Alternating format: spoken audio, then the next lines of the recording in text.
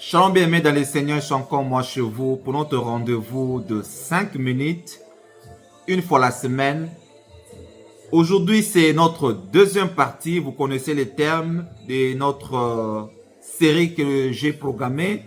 La semaine passée, nous avons parlé sur des principes. Aujourd'hui, je vais parler de 10 choses.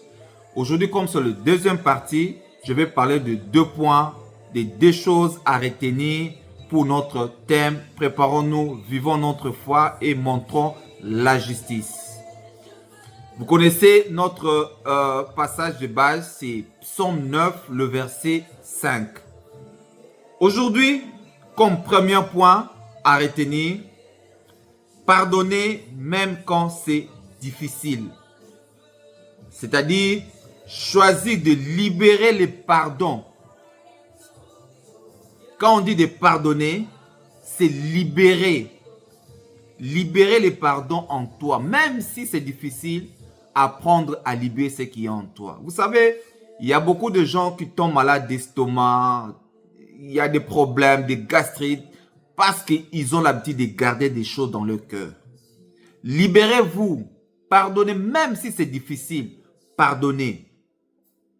Donc, l'effet de pardonner, c'est manifester la justice de Dieu. Ne laissez pas l'amertume t'habiller. Quand l'amertume t'habille là, tu es détruit. Tu ne vas pas dormir. Tu auras des problèmes, des soucis. Tu vas t'inquiéter parce qu'il y a quelqu'un que tu portes dans ton cœur, tu ne fais pas pardonner. Quand Dieu nous pardonne, il oublie. Il oublie nos fautes. Il efface tout. Comme c'est écrit dans Matthieu 6, 12, pardonne nos offenses comme nous aussi nous pardonnons à ceux qui nous ont offensés. Si tu veux que Dieu te pardonne de tes péchés, toi aussi pardonner les autres. Comment Dieu va te pardonner alors que toi tu n'as pas pardonné, alors que tu n'as rien fait? Il y a des gens qui disent, moi quand je pardonne, je n'oublie pas. Je ne vais pas oublier le mal qu'il m'avait fait. Bien-aimé dans le Seigneur, tu te tues toi-même. Tu vas souffrir d'estomac toi-même. Quand tu passes à la personne, à l'intérieur en toi, tu as de l'amertume. Tu fais souffrir ta vie pour rien. Libérez les pardons et vous serez dégagés. Quand Christ t'a franchi, tu dois être libre. Libéré sur tous les plans. Ça, c'est 1. 2. Honore ta parole. Ça veut dire quoi? Tiens tes engagements, même petits. Et la fidélité dans le détail reflète un cœur juste. Ce n'est pas pour rien que Dieu nous demande d'avoir un cœur pur. Celui qui a un cœur pur, il sait s'en charger et d'honorer les engagements. Bien-aimé des Seigneur, quand tu prends un engagement, vaut mieux ne pas prendre un engagement de prendre un engagement. Tu peux promettre à quelqu'un, mais tu ne le fais pas. Tu n'as pas honoré tes engagements.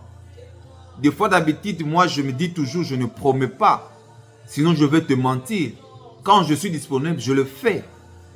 Ça fait partie des choses à retenir en tant qu'un bon chrétien. Tu vas vivre en paix.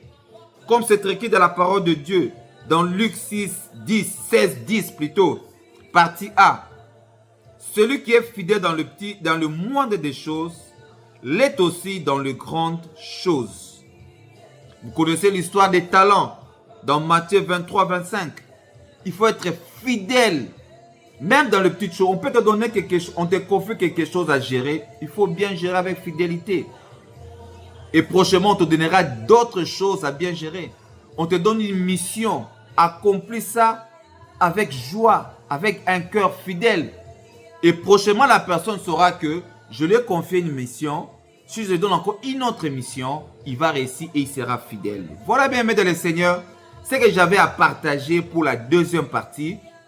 Et la semaine prochaine, nous allons entamer la troisième partie. Et nous allons entrer à troisième et quatrième chose à retenir. Que Dieu vous bénisse. Bon début de semaine. Aujourd'hui, c'est mardi. Aimez-vous les uns les autres. Et croyez en Jésus-Christ, notre Seigneur Sauveur. Soyez bénis.